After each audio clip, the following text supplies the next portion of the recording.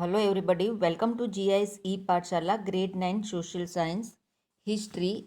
Our chapter is Socialism in Europe and Russian Revolution. Now we have seen that how the socialism is there in Europe, how Karl Marx and other socialists have given some of the idea regarding the socialism. Means socialism means one common method that they all want to work together and they were against the private properties. So after that, the idea of socialism was widespread in Europe and this area. Now we are going to see about the Russian Revolution. See, during that time, in 1914, Tsar Nicholas II ruled Russian Empire. Who was the empire of Russia? Then the Tsar Nicholas II. And see, monarchy was there. So in 1914, Tsar Nicholas II rules the Russia and its empire. Besides the territory around Moscow, the Russian Empire included to current day. Which were the places included in Russian Empire? So I am saying the places, the name of the places are according to the current day. Finland, Latvia, Lithuania, Estonia, parts of Poland, Ukraine and Belarus. It stretched to the Pacific and comprised today's Central Asian state as well as Georgia, Armenia, and Azerbaijan. See, these all the things are counted in the Russian Empire. The majority of Russian was Orthodox Christianity. See, majority of the Russian were following the Orthodox Christianity. Orthodox Christianity which had grown over to Greek Orthodox Church. But the empire also included Catholics, Protestants, Muslims, and Buddhists. See what happens in the different religion also Hindu is there, Muslims there, but inside the religion also the sects are there. So according to that in Catholic also the sects are there, Protestants are there, Catholics are there. So they were Orthodox Christians. Then also but the empire included the Catholics, Protestants, Muslim, Buddhist all. Now the economy in society.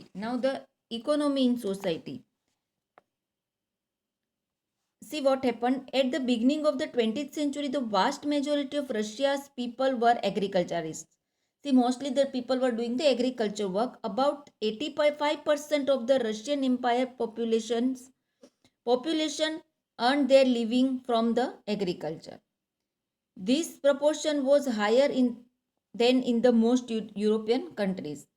For instance, the France and Germany, the proportion was between 40 to 50%. See, compared to France and Germany, the Russia is producing the much more ahead in agriculture.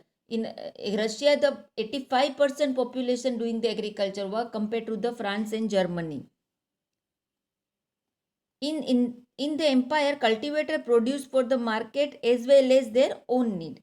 Russia was major exporters of grain. Industry was found in pockets.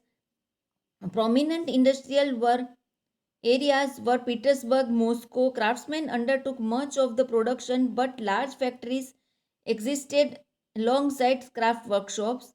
Many factories were set up in 1890s. The industries were being set up, which was the most private property of the industrialists. Now, what the thing came from according to this, industries started. So, industry were being set up, which was the most private property of industrialists. See, now that again the came that in socialism they were again the private property, but more industrial setups were there, and in that the private property holders were more. Most industry was the private property of industrialists. Government supervised large factories to ensure minimum wages and limited hours to work. Workers were divided into groups, but they unite to strike work when they were dissatisfied. See, that we will see. But factory inspectors could not prevent rules being broken. In craft units, small workshop were the working days sometimes 15 to compared to 10 to 12 hours. In factory, accommodation varied from rooms to dormitories. See now what happened that the government is taking the steps and looking for the better condition of the workers, but the factory holders who are the inspectors who are looking forward the work, who are looking all the work, they were not ready for all type of things. They were only having one aim, that more production, more production. So the working hours of the laborers would be more. Workers were divided into social groups. Some had strong links with the villages which they came, others settled in the cities permanently. Workers were divided on the basis of the skills. See, now workers were divided on the basis of the skills. Division among the workers showed themselves in a dress manners too. Some workers formed association to help members, but then also workers were made associations to help others also. Women were also there. Women were also working as a labor and of unemployment and financial hardship, but such associations were few. See, workers made their association also at some time they are doing the giving the financial help also to the other workers when they are in the bad condition or the financial conditions were poor due to the unemployment. Despite division, worker did unite to strike work when they disagree with the employees about the work condition. See, despite the workers, the groups were there, but when the time is like that they are dissatisfied, they were dissatisfied regarding the sum of the works, immediately they are together. Sometimes see what happens, suppose two classes are there in the ninth standard, two ninth A and ninth B, always they are comparing each other, always they are in the competition, and for the normal thing sometimes they are fighting also. But suppose it happens that there will be a match between ninth and 10th standard, then immediately both the class students will be together. At that time they are forgetting, and that time they are the one unit. So like that, the as the workers are different, classes are there, then also when they were not satisfied with the work of the employer and they are not satisfied with some of the rules, immediately they are together for the purpose of the strike. Peasants had no respect for nobility, unlike the French peasants. See, the peasants had no respect for the nobility, unlike the French peasants. See, in French, what happens? Mirabeau and all were from the noble families, nobility. They were the sectors were there, no. But then also they helped the poor people when they were fighting for the equality and rights. They gave them the support. So in French Revolution, the French peasants have the respect for the peasants, nobility. Peasants had the respect for the nobility, but here it was not like that. Russian peasants were the only peasant community which pooled their land and their common divide it. And what the Russian peasants were doing, the community they are making cooperatives all together, they are working on one land, and when the profit is coming, they are dividing. The profit would be dividing among all the workers, those who worked on the land. Now we will say the socialism in Russia. Now the socialism. See, Russian peasants were different from the European peasants that we have seen. Now some of the where what happened, the peasants were so angry that some places that they were against the landlords, they fought with the landlords, some did the murder, some murdered also the landlords. But now the socialism in Europe, all political parties were illegal in Russia before 1914. See, all the political parties were illegal in Russia before 1914. The Russian Socialist Democratic Labor Party was formed. This party was also illegally working. They were not showing that they were working. They were illegally, but they were working. The 2-3 parties were there. It struggles to give peasants their right over the land that belongs to nobles. After that, as the land was divided among the peasants periodically, which makes them natural socialists, and it was felt that peasants and not workers would be the main source of revolutions.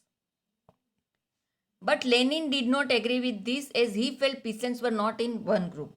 See, now in Russian socialists felt that the Russian peasants' custom is dividing the land periodically made them natural socialists. See, as socialists, they were working on the land, and then whatever amount they are getting, they were dividing.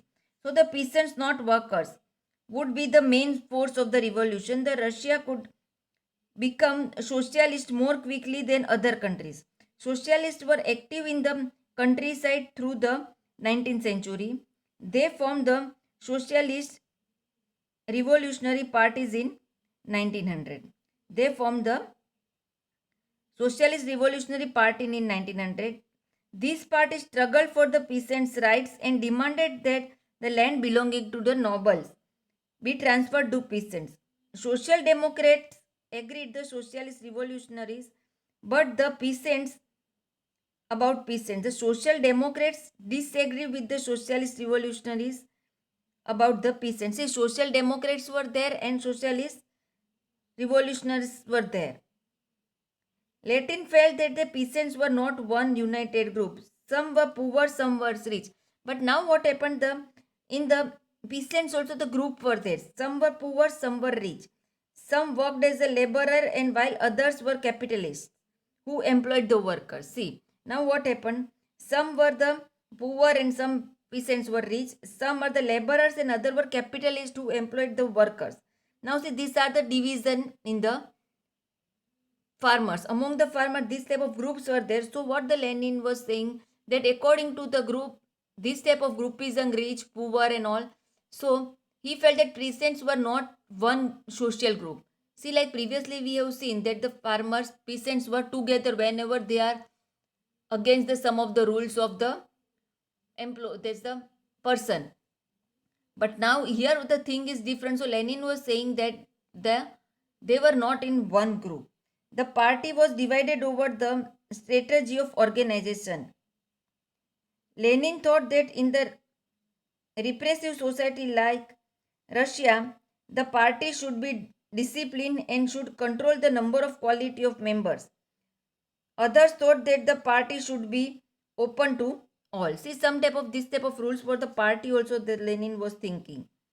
What he was thinking, that party should be disciplined and should control the number of quality of its members. And others thought that the party should be open for to all. Means the one thing is that the members should be limited in party, and one party they are saying that the party is open for any person. No, this that type of anything, that these limited members we want to take. Now further we will see what happened. There were two parties and then afterwards what happened. But see, the Lenin was saying that they were not socialists because the farmers were in the groups. Thank you.